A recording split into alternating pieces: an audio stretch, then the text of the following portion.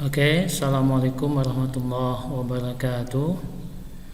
Selamat dan berjumpa lagi dengan antum semua, siswa SMPIT Al-Fitiah. Alhamdulillah, kita mudah-mudahan antum juga dalam keadaan sehat, dan begitu juga para ustadz dan ustazah yang di sekolah. Mudah-mudahan kita dihindari oleh Allah Subhanahu wa taala dari wabah corona ini. Alhamdulillah, kita bersyukur kepada Allah Subhanahu wa taala dan selawat kepada Nabi kita Muhammad sallallahu alaihi wasallam. Allahumma shalli ala sayidina Muhammad wa ala ali sayidina Muhammad. Baik, pada kesempatan ini saya ingin menyampaikan atau beberapa pesan kepada antum semua berkaitan dengan pelajaran kita atau adab-adab terhadap orang tua, birrul walidain.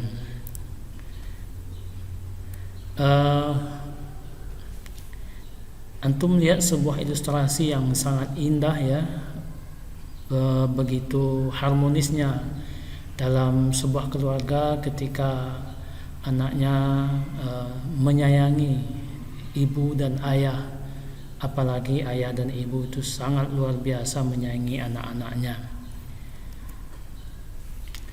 Sejak lahir sampai sekarang kita tidak bisa terlepas dari peran orang tua dan guru ya. Bapak dan ibu kandung kita merupakan guru bagi kita ketika kita sedang di rumah. Adapun guru adalah orang tua kita ketika kita berada di lingkungan sekolah. Jadi orang tua dan guru itu sama-sama sebagai orang tua dan sebagai guru. Seorang anak harus memperhatikan adab dan sopan santun kepada orang tua dan guru. Di sini kita akan belajar tentang bagaimana adab kita terhadap orang tua dan guru. Nah, oleh karena itu perlu kita camkan, perlu kita ingatkan, ini begitu pentingnya ya, kita memiliki adab sopan santun, tutur kata yang baik kepada orang tua khususnya. Berperilaku sopan santun dan budi pekerti yang baik dalam perkataan maupun perbuatan, perilaku kita sehari-hari. Allah menyebutkan dalam surah An-Nisa ya, sembahlah Allah dan janganlah kamu mempersekutukannya dengan sesuatu apapun, dan berbuat baiklah kepada orang tuamu. Lagi-lagi Allah menyebutkan berbuat baiklah kepada kedua orang tuamu. Nah, surat Al-Isra ya, ayat 23 sampai 24, Allah menyebutkan, dan rendahkanlah dirimu terhadap mereka berdua dengan penuh kasih sayang, dan ucapkanlah, wahai Tuhanku, kasihanilah mereka keduanya sebagaimana mereka berdua telah mendidik aku waktu kecil. Inilah yang kita senantiasa dahulukan setiap kali kita sholat. Allahumma gfirli wali walidayya, Allahumma gfirli wali walidayya warhamhuma kama rabbayani shaghira. Dalam hadis riwayat Muslim dikatakan, Abdullah bin Mas'ud radhiyallahu anhu bertanya kepada Rasulullah, amal apa saja yang bisa mendekatkan diri kepada surga? Beliau menjawab, sholat tepat waktu, berbakti kepada orang tua, dan jihad di jalan Allah. Lagi-lagi pesan Rasulullah sallallahu alaihi wasallam kepada kita, berbakti kepada orang tua. Adapun adab-adab kepada orang tua, yaitu pertama, dilarang untuk berkata ah atau cis. Kata-kata ah atau cis pun itu dilarang dalam agama kita, apalagi enggan melakukan perbuatan atau perintah-perintah atau suruhan dari orang tua kita. Dilarang berkata kasar, apalagi membentak. Na'udzubillah, summa na'udzubillah ya. Berkata dengan sopan dan lembut ya, merendahkan diri di hadapan orang tua, dengan landasan kasih sayang. Selalu mendoakan orang tua, terutama setiap kali sholat 5 waktu jangan lupa doakan orang tua. Karena keberkahan hidup kita di dunia kelak itu tergantung dengan keikhlasan orang tua kita. Apalagi ketika kita senantiasa mendoakannya, maka Allah akan memberikan keberkahan hidup kepada kita. Belajar dengan giat dan tekun itu bagian adab-adab kita terhadap orang tua. Tidak duduk di depan orang tua sedangkan orang tua berdiri. Ini lebih mengutamakan orang tua daripada diri sendiri, ya, atau itsar dalam perkara dunia, mendahulukan orang tua. Yang dapat dirasakan anak bila dapat melaksanakan adab pada orang tua, yang pertama mendapatkan ridho dari kedua orang tua dan merasakan bahagia. Mendapatkan ridho Allah Subhanahu wa taala seperti hadis yang berbunyi, ridhonya Allah terletak pada ridhonya kedua orang tua. Ridhollahi fi ridhal walidain wa suhtullahi fi wa suhtul walidain. Menenteramkan dan mendekatkan hubungan batin antara orang tua dan anak. Mendapatkan doa dan dukungan yang positif dari orang tua. Anak-anakku yang kucintai karena Allah SWT, yang perlu kita ingatkan setiap kali antum pergi keluar dari rumah, doakan ma, doakan ayah, doakan umi, doakan abi, agar saya hari ini hidupnya selamat, perjalanan sukses, ya, tak ada kendala-kendala. Nah, kalau itu senantiasa kita mintakan kepada orang tua, insya Allah kita akan mendapatkan kebahagiaan hari itu, ya. Dan orang tua kita juga merasakan ketentraman batinnya ketika kita berada dalam perizinan kedua orang tua kita itu.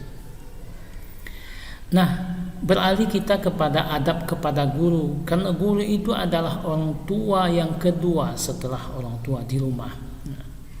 Adapun adab-adab kepada guru, pertama mematuhi dan mentaati perintah-perintah guru yang baik dan benar dengan tulus dan ikhlas. Karena tak satu pun di antara guru itu yang akan menyesatkan, ya, menyebloskan antum ke dalam jurang kebinasaan, tidak akan pernah, ya. Nah, karena guru itu sama dengan orang tua. Hormat dan santun kepada guru, baik perkataan dan perbuatan guru. Nah, menjaga nama baik guru ketika berada di sekolah ataupun di rumah, ya.